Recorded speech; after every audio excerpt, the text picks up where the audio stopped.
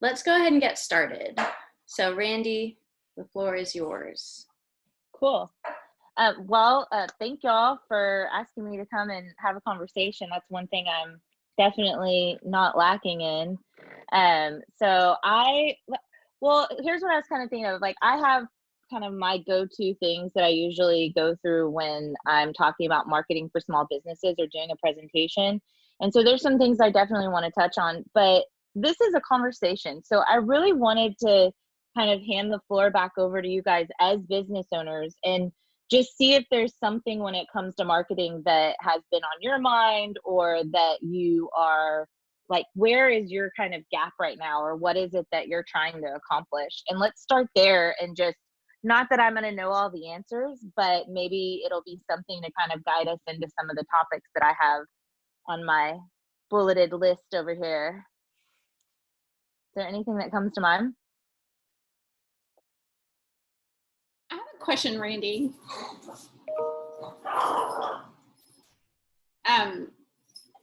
One of the things I'm struggling with, can you hear my dogs? I'm so sorry. That's okay.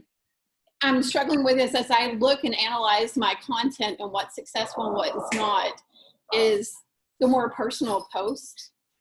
And for me, even though I find those incredibly painful, and and people don't expect that, I feel so exposed when I'm like very candid, but then that works. And I need to find a happy balance of that. And do you have any suggestions or? Yeah. So that's a really great question. And actually talking about content in general is just a really good foundation place to start. So everything that you're doing as a small business owner when it comes to marketing, it all starts with your content. So whether or not you're putting together your email marketing plan, your social media plan, your blog, your website, whatever it is, it all starts with your content. And so one of the rules that I like to apply when it comes to content is this idea of like an 80-20. So 80% of the time you should be giving, whether it's that, authentic post, or some sort of educational information, or maybe like a behind the scenes, Kim, of like, here's how I make the soap. So 80% of the time, it should really be thinking about your target audience, your customer, your client, and what is it that they want to learn more about? Why is it that they're vested in you? And then 20% of the time you can sell something, right? So that's kind of a good way to balance it out. And then let's just break it down. So if we're saying, if we're talking about 5 pieces of content, whatever that is, a blog or a photo, a branded photo, or whatever, an email, whatever your content is, one of those in theory could be, your sales, your hardcore sales. Like, I've got this online course and I'm ready to sell it to you. It's only $99 or it's $250, whatever it is. And then of those other 4, Kim, make a commitment to what you're comfortable with. So maybe only one of those 5 is going to be like this, like pouring out your soul kind of thing, right? And then those other ones can be of different balance. I'm a huge fan, because I can relate to you, right? Like I'm very comfortable helping other people do things, but whenever you're sharing something about yourself, it is vulnerable. And so I'm a big fan of picking like themes or specific topics. So I may have like, one of those is going to be like my behind the scenes, all about Randy post. And then another one may be educating about a certain new product, or a certain, for you, Kim, maybe it's like a local ingredient that you use, right? Like picking some themes that work for your business. But at the end of the day, it's really about making sure that you're focusing first on your audience and what they want to know. And I mean, that's just how it goes. It's social selling. It's building relationships and connections. And that's the reason those authentic posts are always going to overperform. And it doesn't matter how good the picture is. It's what the picture's of more than anything. Mm-hmm. So thank you. Yeah. So is there anybody else that has a question? Because if not, I'll kind of move into talking a little bit about, let's talk about content, unless there's a different direction somebody wants to go. All right, content it is. Okay, so what does content for your business look like? Like, I know, Kim, you're real active on social. So for you, like Instagram branded photos and like that's part of your content. What about you guys? Cindy, what do you do for your content?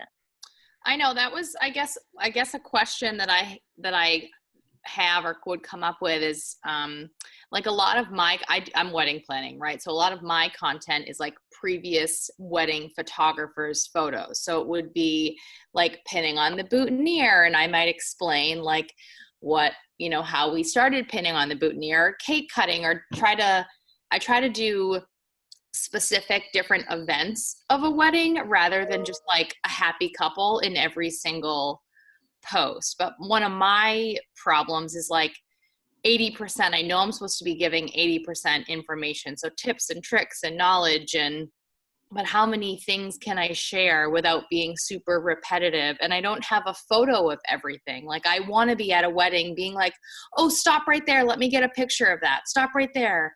But I don't, I feel like I'm working when I'm there. So half the time I don't even remember to take pictures for myself. And then I come home and I'm like, all right, well, we'll try again next time, Totally.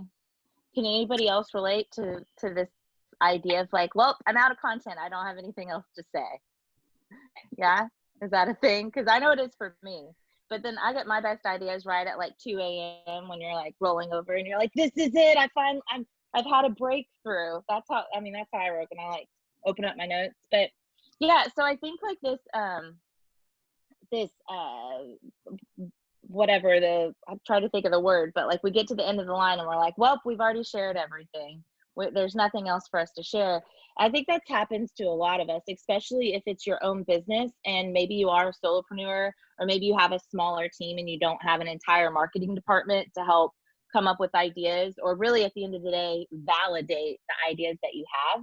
Because I think sometimes as a small business owner, when it comes to marketing, that validation that you don't have when you have like a team of people isn't there. And so you're really more reliant upon kind of going with your own gut. And so the first place I suggest as far as like what your content should be about is create like 2 to 3, or maybe it's even one, create like a little network of mentors or of like your own little focus group. And it can be friends. It can be someone that has a business that maybe is similar to yours or targets the same group of people, but have kind of your own little focus group of folks that you can go to ask those questions to. I know that, networking groups can be a great resource for that, or even depending upon our profession, there's so many groups, whether it's through meetups or like LinkedIn, Facebook groups. So there's lots of places we can go to find these other people. And that would be kind of the first thing I would do is like figure out, okay, I have these ideas of what my content can be about, and I'm going to go to another group of people and kind of workshop them. And really, when you're thinking about your content, you want to plan it out. You don't want to just be spinning week by week. So you could plan your content out every month or every quarter. And so you're not having to go to your, workshop group every time, but it just kind of helps you to really figure out some new ideas and maybe some new ways of putting together that content. And it's really, when you don't have maybe a budget for working with an agency or consultant, that's a way that you can kind of have that core group. So that's one of the things one of the places I always suggest to start is kind of finding your folks. But then at the end of the day, 3 areas that I think that you can always kind of build a foundation, and especially if we're thinking about engaging content. First of all, it's just going to be your unique point of view. So like, what's your POV? And if you haven't sat down and actually done like a marketing strategy, which includes like identifying your target audience and identifying your brand persona.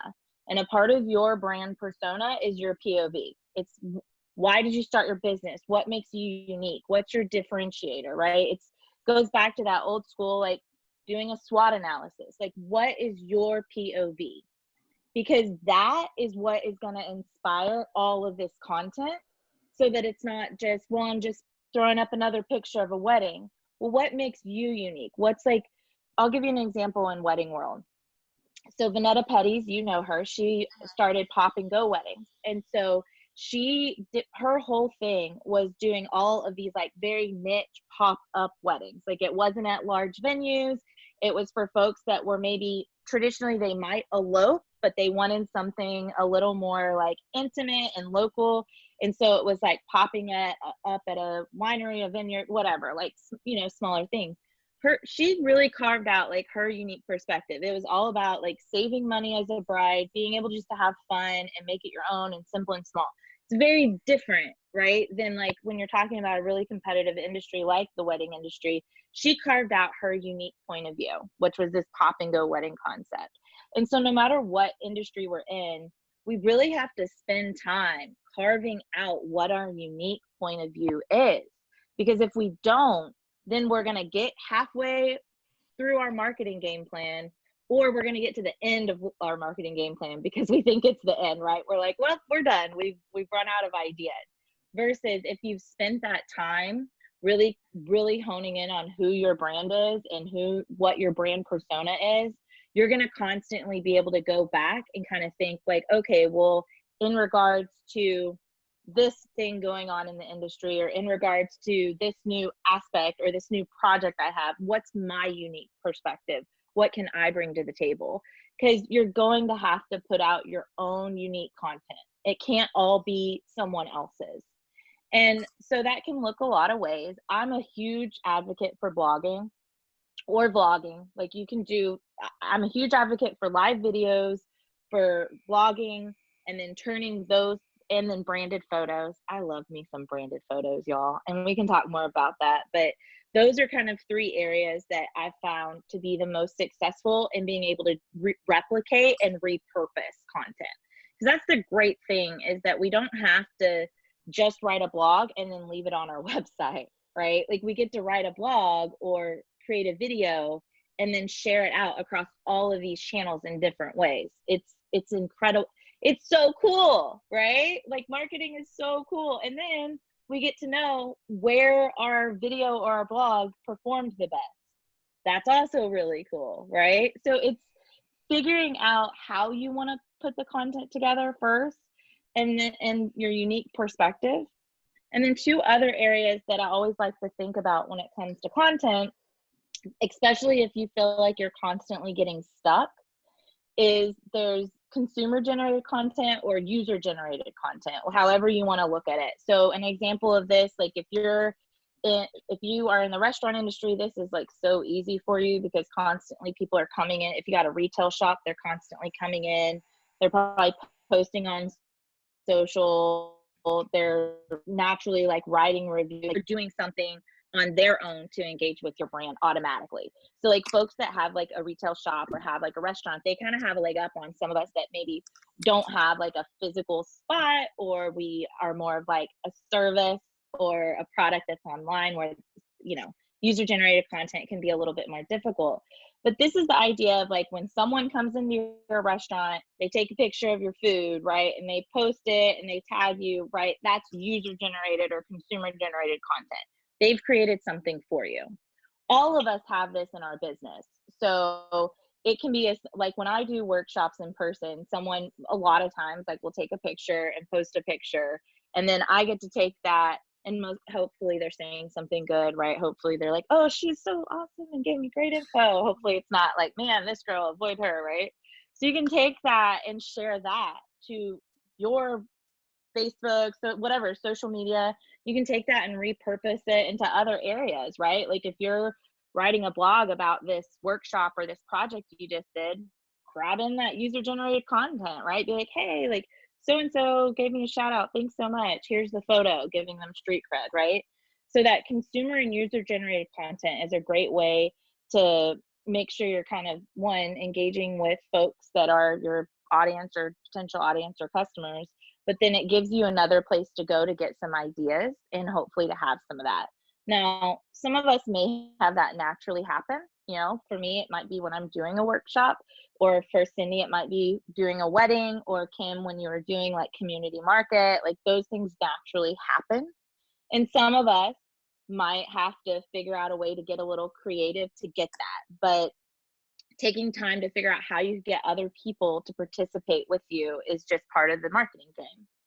And then the last suggestion I'll give, and then y'all can kind of tell me where we're going to go next, but it's going to be figuring out the influencers that you want to connect with. And so, you know, who is it that is either a referral source for you or you're a referral source for them? What is it that you guys can work on together? And that alone right there is going to help you figure out what type of content would make sense to pull from that. So your unique POV, your user generated content, and connecting with other influencers. If you figure out a game plan for the three of those, you will never not have a topic to pull into your content. It just won't happen. Like it, but you have to keep doing it over and over, right? Like you gotta like check in every quarter or something. But yeah, so I hope that helped kind of give you some new ideas, Cindy. Yeah, so I have another, I guess, a follow-up question. How often would you recommend that we post daily? Like every different, you know, person has a different suggestion. So I've heard once, I've heard 3, I've heard post on the story more. So what's your, I guess, take on that? Yeah, so this is being recorded, so I'm gonna say something and then I'm gonna have someone be like, you were wrong, right? So, but I'm cool with that. That's okay. So at the end of the day, it's one of those, that's like the marketing question I get all the time. And I always say it depends. It depends on your goal, it depends on your brand, but I'll actually give you an answer too. So one of the things that I like to do if I'm working with a small business is I'll go do research on their specific industry. So wedding industry has their own stuff like real estate, legal, and Kim, there's typically you'd fall more under kind of like a retail type category because what you're selling, consumer goods. There's all these different categories when in the marketing world that you can do research on. And so you can go and do research about what has been the most successful for someone similar to your business. And that applies for social media and for email marketing.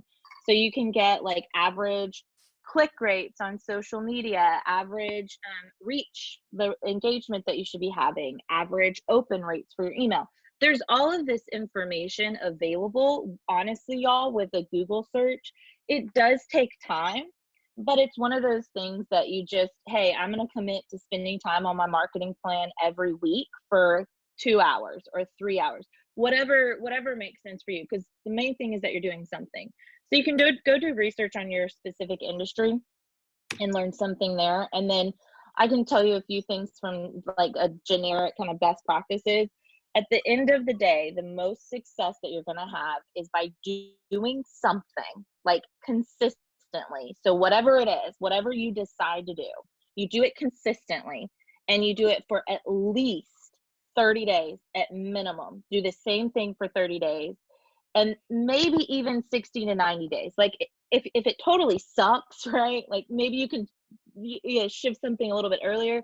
But the most important thing is that you commit to something and you do it consistently, because you won't know what's really working if you're just like sporadically, like this week I'm doing it every day. Next week I'm doing it, 4 times a day. It was a great week. Like, it's more about consistency so that you can know your results. So it really depends on the platform, whether or not it's Twitter, it's Facebook, it's LinkedIn. It very much depends on the platform. Something like Twitter, like it's so forgiving. You could like tweet your entire life. Like, no, it's just like tweeting it all the time constantly isn't this big barrier, versus if you're like posting on LinkedIn 10 times in a day, you're actually competing with the success of your other posts, right? So you don't want to, let me give you an example. So if you post something like Kim, when you post that like really awesome, vulnerable, authentic post that gets all this engagement, if you don't let that run its course and you post something else kind of right on top of that, right? You're competing with the virality potential with your post. So that is part of the reason you want to be strategic in how many times you're posting. I always tell people it's really about, like, there's certain businesses that are going to get majority of their referrals or new customers from social. And then there's certain businesses that aren't, right? So it's really about figuring out how much time you're able to put into this in order to be consistent, and then where you're going to be able to get your ideal client. So this goes back to what I said before, you have to take time to really identify who that target audience is and who that ideal client is. Who is it that you are really wanting to work with? And then assess which social media platform they're on. Where are they spending their time? And kind of how often are they interacting? And I always go with, like, if you're doing LinkedIn or Facebook, you definitely every day is great, right? Same thing with Instagram. At least every day is great. But some people, that's not possible for them. And that's okay. I always kind of tell my clients that maybe aren't able to do social like heavily, like, well, I work with Chrissy Malusum, and like that woman just does like social media all day long. She's a realtor. Realtors can do social media all day long versus like my attorneys, they hate doing social media, right? They're like, what are you that's not what I do. But if I can get them to commit to at least doing something 3 times a week for consistency, at least it's active, right? And at least it's consistent. So whether you want to focus on like once a day, that's great. Or if you want to do something more like 3 times a week, just do it consistently. And then what I usually do is try and not post more than like 2 or 3 times in a day. And I look at my like 3 top times for optimal posting on the platforms and schedule out posts during those 3 top times. But then it goes back, you just look, see what's working and reassess. But yeah, that's kind of, you do a little research, create a little game plan, and do it consistently is more important than actually like, I'm going to post 5 times today on Twitter. Okay. Thank you. Yeah, let me know how it goes. We actually have a question from Robert in the chat. I'm just going to say it real fast. See it. Yeah, so Yeah. he says he primarily uses LinkedIn for B2B connection generation and brand promotion. He does patent legal services for small businesses. Do you have any tips for that particular social media? I love LinkedIn. I feel like everybody thought it was dead, and it wasn't. And all those connections I had on there from like back in my, like when I wore suit days, I'm like, they're all coming in handy now. Like, it's like MySpace where you're like, I kind of thought it was going to die out, but it's back. And I love it. And I love that you're finding success there, Robert. So, okay, B2B, and you do patent legal services. Okay, cool. So definitely you're in the right place there. If I really recommend, if you're finding success on LinkedIn from what you're currently doing, and you can post in a comment, do you have Sales Navigator set up? So LinkedIn has this really cool tool where it's a sales tool, and you do pay for it. But heck, I mean, if you're getting leads from it, I mean, you have to invest a little money in your marketing. You just do. It may only be $100 or $200 or $50, but you have to invest something. And so Sales Navigator, and Robert, you can tell me if you say yes or no if you use it, but they do a free trial typically for 30 days. So you could go in there and try it and kind of figure out if it's something that works for you. But what this tool does is it allows for deeper searches on LinkedIn, because LinkedIn's epic, because you can actually go and search titles, business names, types of industries, and location, and just come up with like basically a prospect list. It's cold calling, but I'm actually working on a online course, not to plug myself, but I'm working on an online course right now with Heather Steele with Blue Steel, and it's about that. It's about how to take like cold calling concept into the digital world, into the social selling world. And LinkedIn is such a, oh, cool, you haven't tried it. Okay, there you go. That's my tip. Robert hasn't tried it, so I can already be done. I'm successfully answered his question. So yeah, Sales Navigator can be really cool, but definitely like you do the trial and kind of go in and do a little research on it before to understand how it can work, so that during that, he said, send me your bill. Like, that one's free. So you can go in and kind of do a little research before you start your free trial to kind of figure out like the concepts of it. LinkedIn and Facebook and all of these, they have so much like data in their blogs for you to really teach yourself a lot of things, and then go in and start your free trial. That way you get like the most out of your free trial, Robert, and you can know like, hey, is this worth, I think if you do it monthly, I think it's like $70 a month. But I mean, if you're, for what you're doing, I imagine one client is a pretty significant sell for you.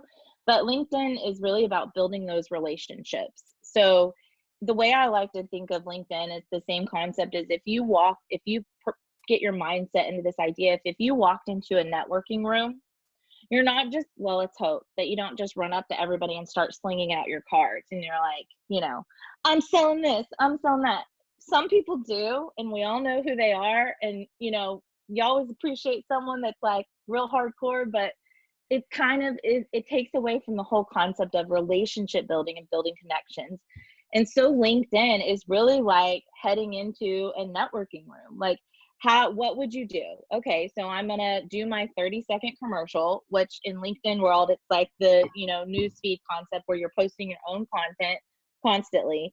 And then I'm gonna listen to other people. So you kind of check out what's happening in other people's world. From the search, you can search like industry, job title, whatever that your target audience is, figure out what they're doing, and then you just go and be like, hey, tell me more about your business.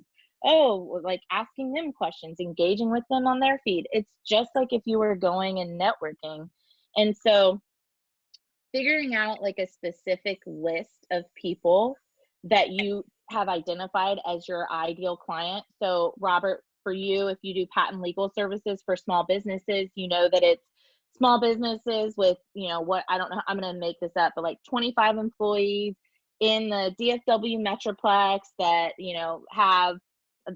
you typically work with the administrator or the partner. I don't know. I'm just making it up, but you have like these specific demographics that you can go put into LinkedIn search, have a list of leads, identify which ones make the most sense for your goals, and then just connect with them and start engaging with them and see what content they're putting out and how can you learn more about their business and have like an authentic like connection, like you go and learn more about them. So being a little more strategic on LinkedIn through those two ways, the sales navigator, the search, and then putting together your target list and being really intentional about how you're going to connect. That would be how I would say you could level up for LinkedIn purposes. I hope that was helpful. And if you have more questions, my email, I'm very accessible. Email is easy. You can always send me an email and I'm happy to try and give you a little more insight for sure. Hey, Randy, Marcus. First of Hey, all, Marcus. great. That's why I love this part of the conversation, always feeding back here. Talking about the POV, it's very interesting that I shared that when I'm doing my corporate presentations, but as I noticed, I haven't put out that content on any of my sites or even my personal site or on the website about why I started it for video. So just from the light bulb feature that when you talked about that, because I shared, this is why I did it. This is why I came up with it. This is why we're doing it. But I haven't shared that on a big platform. So thank you for that. My second thing is, all of my stuff is really video. So my question for you is on the marketing side, do you think with posting, is it more about on the social media, is it more about finding out a click rate, come see my, I guess you say my blog, or posting the entire thing into the subject line so folks go to a page and just read it as an entire paragraph when you post it into a social site? I'm going to repeat your question back because I want to make sure I understand it. Yep. Because my thing cut out a little bit, but I think you do. Okay, so you're talking about specifically like a written blog post. That's right. Correct? Yeah, okay. Written. Correct. So then your question is, when you have your written blog post that's on your website and you share it out, what format? What is the best thing to measure to know that it's successful? Sure. Is that kind of sure. okay? Well, not even to measure if it's successful. Just from a marketing, do you think it's more about is it more about them clicking and opening, because then that can be measured, or just pasting it as a full body? Like a long form post. Like that's right. Like, is it more? Okay, I get it. So right. Is it more important that they like see the information, so you're going to do it like a long form post, or is it more important that they like click back in? Yeah, hyperlink and click on it and open it and read. Right. So what do you think? Just two pieces of it, I guess. So it depends, but I'll give you an answer. Right. So it really depends upon your goal. Okay. So like, what are you trying to accomplish? And we can talk about that for a second. And then second, knowing your audience. So what are they looking for? So for example, I'm gonna make some generalizations that aren't always true, but for a younger demographic, they're very on the go. They may appreciate a long form post more than someone that maybe wants to actually kind of click in, like more of like having something in their hand, like they're reading it on their tablet, like the newspaper concept folks. So knowing your audience is gonna help you have a good concept of where to start. But then at the end of the day, you test them. There's not like one answer for what works better, because it's very much about where you're posting it. Like I know a lot of people have had a lot of success on the LinkedIn, like pretty much like posting the whole thing, and they've gotten more engagement on the platform, right? So if you're really looking for more engagement, then that long form post may be a good place to really spend some time. If you're specifically looking for website traffic, which some people are, like some people, that is how they're going to measure success. Some people have identified, they know if they get X number of people to their website, that's going to allow their conversion rate. Then driving traffic to your website is going to be the goal. So you're going to put it in for them to link. My rule of thumb, especially when we're talking about small business owners, we're a little more scrappy, right? Like we're like bootstrappers. Do both. Try both. Why couldn't you on Monday post the long form, on Wednesday post the link? Maybe Monday at 8 a.m. you post the long form, and at 1 p.m., if these are your optimal times, you post them, and then you switch the next week, right? Like try them both out and see what happens. There's nothing wrong with doing both. And then you may learn, like, no, these long form posts, like I don't even need these are where it's at, right? So I hope that, I know that may not, I know you probably wanted me to be like this one all the way, but that's not how marketing works, right? It's what's best for your audience and what's best for your brand. Sure. And so that's the other thing to think about, like what's for your brand. Like, are you someone that you just like put it all out there and you're like, this is what it is, this is me? Or are you someone that kind of likes to be a little more like captive, right? That also could inform what you do. Sure. Okay. All right. Thank you. Sure. Any other questions? Oh, yes, I have. So you mentioned about the blog, I guess, fact about doing it one way on Monday and a second way on Wednesday. Is it like, because I've heard also repurposing content is okay. Yeah. If it's a different like platform or a different time of day. So I could schedule my posts out for 7 days, and then I could take Monday's post and post it on Tuesday of the following week. Is that something that you think could definitely be beneficial, or is it, I guess my thing is I don't want to appear on everyone's news. Yes, I do want to appear, but I don't want people to be like, oh, that crazy wedding planner posts so much the same things, and then they just like unfollow me, Yeah. So you ain't that important, right? Like, first of all, like we ain't showing up in everybody's feeds like all the time. It's not like you're in, Cindy, you are very important, and I heart you mucho. So I was just giving a little joke. But that's kind of, we have this mentality, I think, that it's like an email or a text, and it's not, right? So there's not like if you're not blowing somebody up. So first of all, like kind of get that out of your mindset completely. The other thing you want to keep in mind, like from mindset, is that people have the option to connect with you.